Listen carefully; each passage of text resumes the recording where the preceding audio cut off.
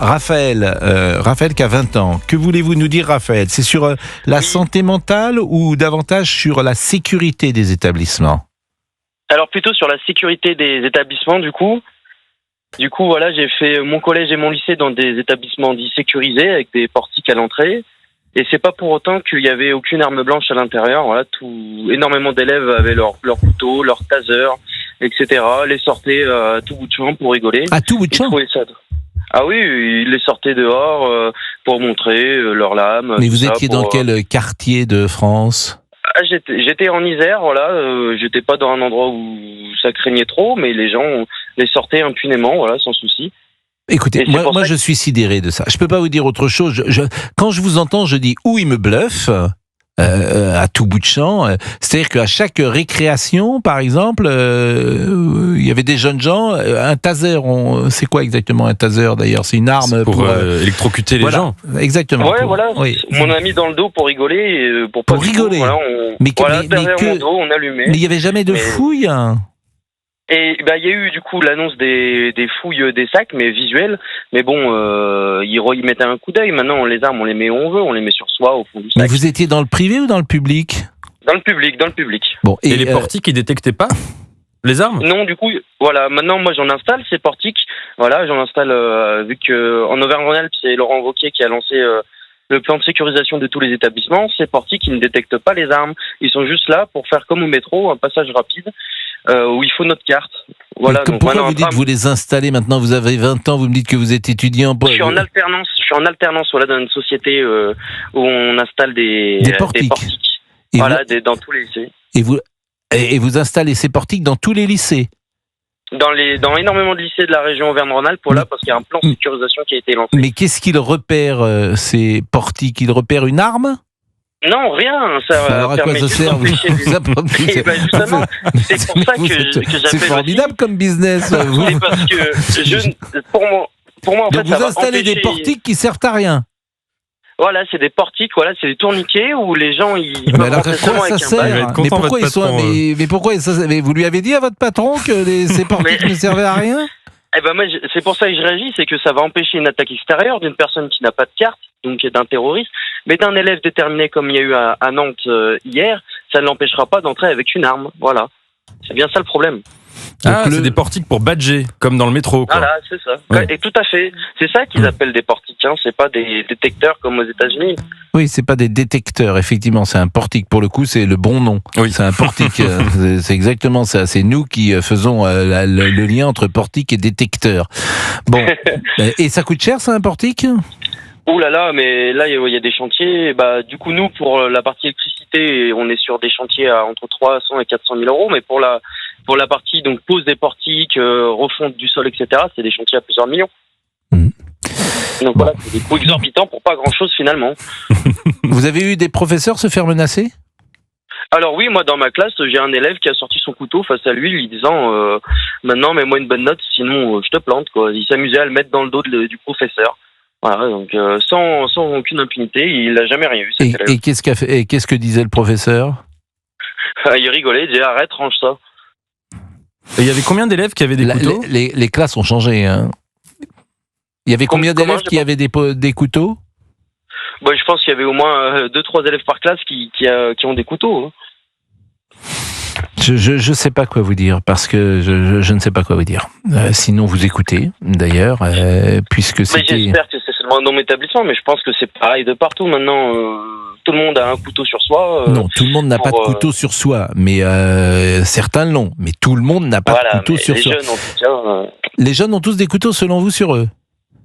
Non, pas tous les jeunes, mais maintenant, énormément, c'est devenu démocratisé d'avoir un couteau sur soi, malheureusement.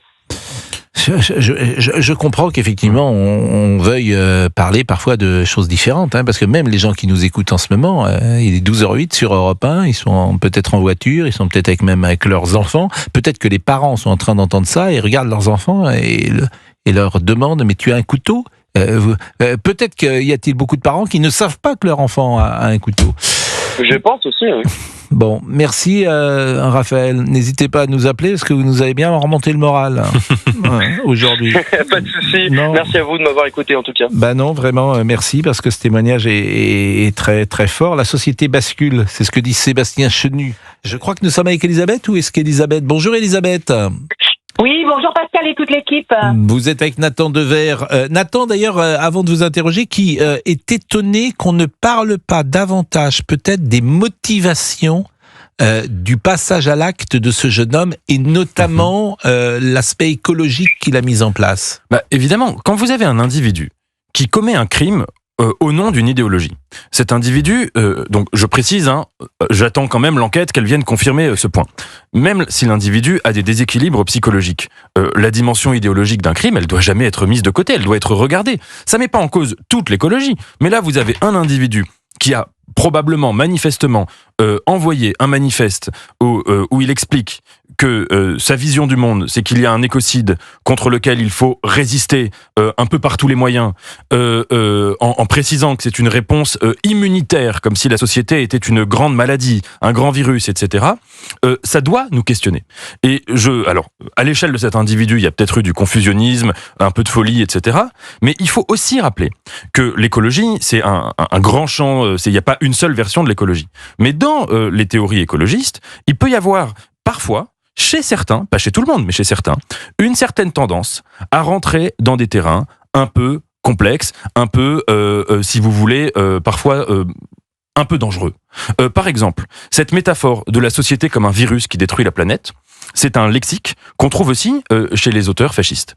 Cette idée que l'humanité serait en soi une grande maladie dont il faudrait nous sauver, c'est une idée qui est très très trouble aussi. Et j'aimerais rappeler qu'il y a eu aussi dans l'histoire, par exemple même de l'extrême droite des années 10, des années 20, des années 30 et d'après, il y a eu des gens qui avaient une vision aussi qui se rapprochait de ce genre de discours. Et je crois que cette dimension idéologique, elle doit être regardée en face. Il est 12h20, vous êtes sur Europe 1, Nathan Devers est avec nous, Elisabeth également est avec nous, elle nous appelle de Normandie. Bonjour Elisabeth.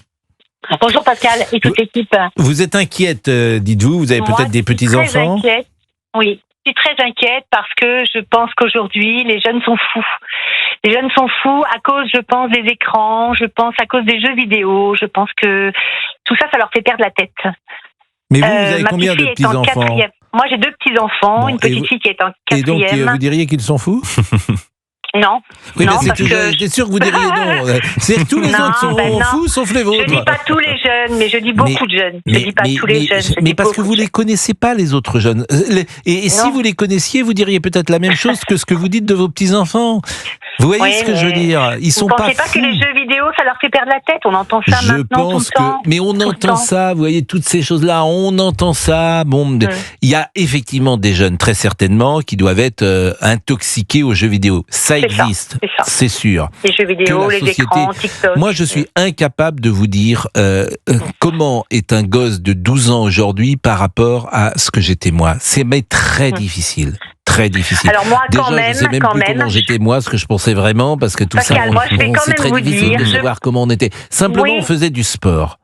Voilà. Exactement. Là, il y avait une chose qui était vraie, c'est que, vous savez, nos parents nous disaient « allez jouer dehors ». Et on était toute la journée dehors, été comme hiver. Donc ça confirme, là, les écrans, les jeux vidéo. Et effectivement, quand tu fais du sport, tu te dépenses. Les gens disaient ça, « allez vous dépenser ». C'était des vieilles expressions.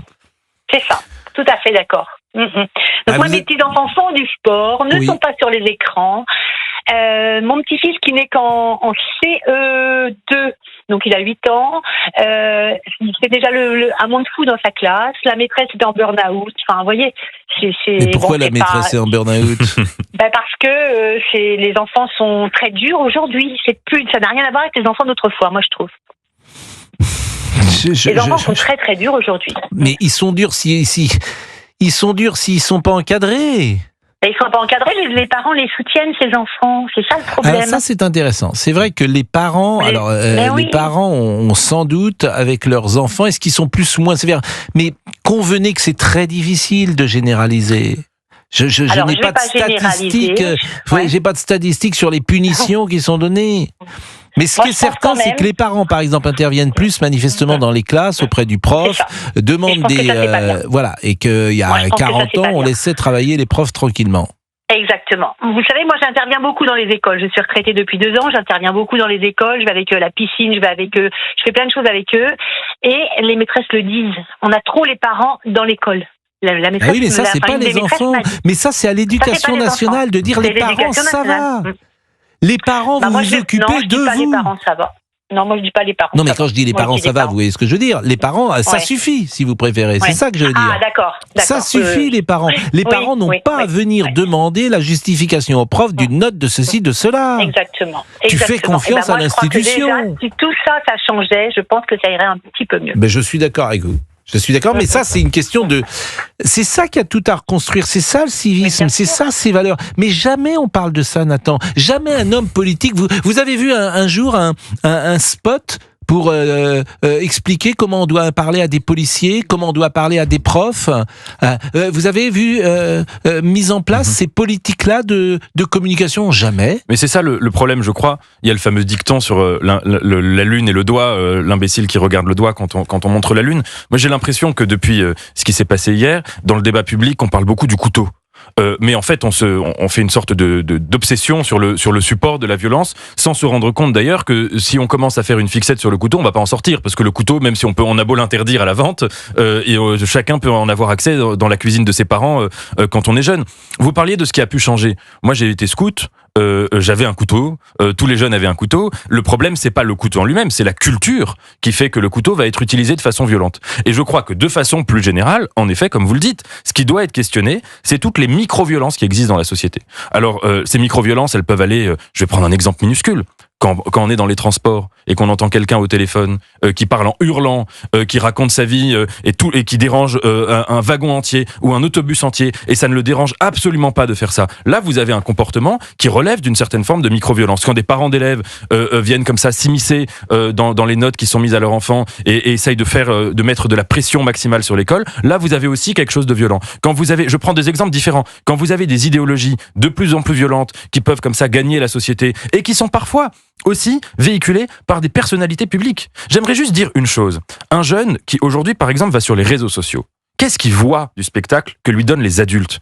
Il voit parfois des hommes politiques, il voit parfois des gens qui sont célèbres, des personnalités publiques, des journalistes, etc., qui dans leur comportement sur les réseaux sociaux peuvent parfois véhiculer des idéologies extrêmement violentes. Et ça, c'est quelque chose qui doit être questionné.